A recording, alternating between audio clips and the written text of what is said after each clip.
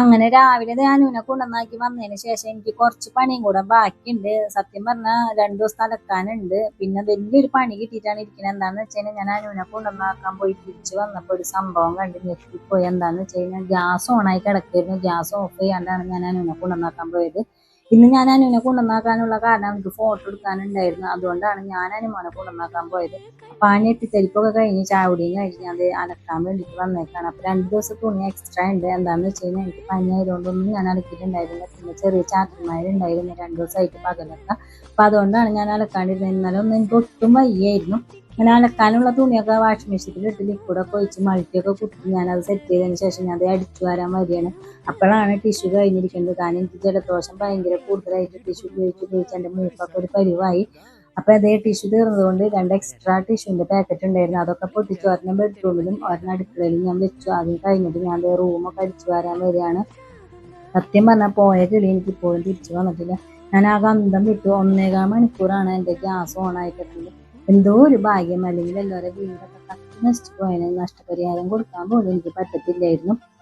അത്രമാത്രം ഞാൻ പേടിച്ചു പോയി. അങ്ങനെ റൂമൊക്കെ അടിച്ചു വാരി. അപ്പൊ ഞാൻ തുടക്കണില്ല, ഞാൻ അടിച്ചു വാരണുള്ളൂ. പിന്നെ ഈ ഒരു മോപ്പാണ് ഞാൻ അന്വേഷിച്ച് നടന്നത്. ഞാൻ കണ്ടിരുന്നത് ഹോസ്പിറ്റലിലെ ചേച്ചിമാരൊക്കെ അടിച്ചു വാരുന്നത്. ഇതുകൊണ്ട് അടിച്ചു വാരി കഴിഞ്ഞാൽ നന്നായിട്ട് ക്ലീനായി കിട്ടും. പൊടി മുടിയൊക്കെ അതിൽ പോരും. നമുക്ക് ഇതിന്റെ നൂല് നമുക്ക് കഴുകി യൂസ് ചെയ്യാനും പറ്റും. നല്ല സുഖമാണ് ഇതുകൊണ്ട് അടിച്ചു വാരാനായിട്ട്. നമ്മളെ തുടക്കണ നൂല് പോലെ തന്നെയാണ് ഇത്. നമുക്ക് ഊരി കഴുകുകയും ചെയ്യാം. അപ്പൊ ഏറായി ഞാൻ ഇതുകൊണ്ട് അടിച്ചു വാരത്തില്ല. അങ്ങനെ പെരയൊക്കെ അതുകൊണ്ട് അടിച്ചു വാരിയിട്ട് അതൊക്കെ ക്ലീൻ ചെയ്യണം. അപ്പൊ 2 പ്രാവശ്യം അടിച്ചതിന് ശേഷമാണ് ഞാൻ ഇത് കഴുകിയിടത്തുള്ളൂ. ഇപ്പോഴും എൻ്റെ പേടി മാറിയിട്ടില്ല കേട്ടാ.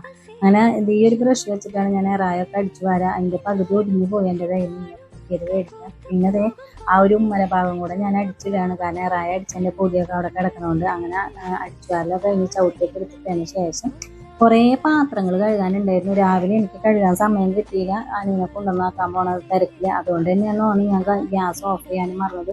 എനിക്ക് ഇന്ന് വരെ ഇങ്ങനെ ഒരു അബദ്ധം പറ്റിയിട്ടില്ല. ഞാൻ എവിടെ പോകുമ്പോഴും ഗ്യാസ് ഓഫ് ചെയ്ത് അടിഭാഗം ഓഫ് ചെയ്തിട്ടാണ് ഞാൻ പോവാറ്. അങ്ങനെ പാത്രമൊക്കെ കഴുകി അവിടെ തുടച്ചിട്ടതിന് ശേഷം രാവിലെ കുറച്ച് ഫുഡേ ഞാൻ കഴിച്ചുള്ളൂ, പത്തിരി. അപ്പൊ ബാക്കി പത്തിരിയും തേങ്ങാപ്പാടി ഇരിക്കുന്നുണ്ടായിരുന്നു. അപ്പൊ അതങ്ങ് കഴിക്കാന്ന് വിചാരിച്ചു. ഉച്ചക്ക് ചോറിഞ്ഞല് കണക്ക് തന്നെയാണ്. കാരണം സമയം ഇപ്പൊ തന്നെ 12 മണി കഴിഞ്ഞിട്ടുണ്ട്.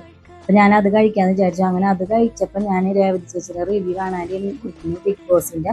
ഞാൻ ബിഗ് ബോസ് കാണുന്നതിനെക്കാട്ടും കൂടുതൽ രേവതി ചേച്ചിയുടെ വീഡിയോസ് ആണ് കാണുന്നത്. എനിക്ക് ഭയങ്കര ഇഷ്ടമാണ് ആളുടെ വീഡിയോസ് കാണാനായിട്ട്. അങ്ങനെ ഫുഡ് അടിക്കലും കഴിഞ്ഞ വീഡിയോസും കണ്ടുകഴിഞ്ഞാൽ അത് തുണി വിരിക്കാൻ വന്നു. അപ്പൊ മഴ ഉണ്ടോന്നാണ് ഞാൻ നോക്കണത്. അപ്പൊ മഴ ഒന്നുമില്ല, വെയിലും ഇല്ല. അപ്പൊ നമ്മളെ വീഡിയോ ഇഷ്ടപ്പെട്ട സബ്സ്ക്രൈബ് ചെയ്ത് സപ്പോർട്ട് ചെയ്യാൻ മറക്കല്ലേ.